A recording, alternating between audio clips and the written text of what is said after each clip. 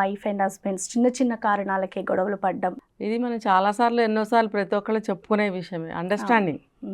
అయితే ఫస్ట్ వచ్చేసి మన అని అనుకోలేకపోవడం. భార్య భర్త అంటే మన మనిషి అని అనుకోలేకపోవడం. ఇద్దరి మధ్యన పరాయితనం అనేది జర్నీ చేస్తూ ఉంటుంది అనమాట ఇద్దరి మధ్యన. ఇది పోవాలి. మన అనే ఒక భావన వాళ్ళల్లో ఉన్నప్పుడే క్షమాగుణం వస్తుంది, ప్రేమ అనేది ఉంటుంది. ఒక పెళ్లితో ప్రేమ పుట్టేయాలంటే పుట్టేదు. ఓకే, అంటే అది అరేంజ్డ్ మ్యారేజ్ అయితే. లవ్ మ్యారేజెస్ అయినా కూడా ఈ రోజుల్లో లవ్ కనిపించడం లేదు.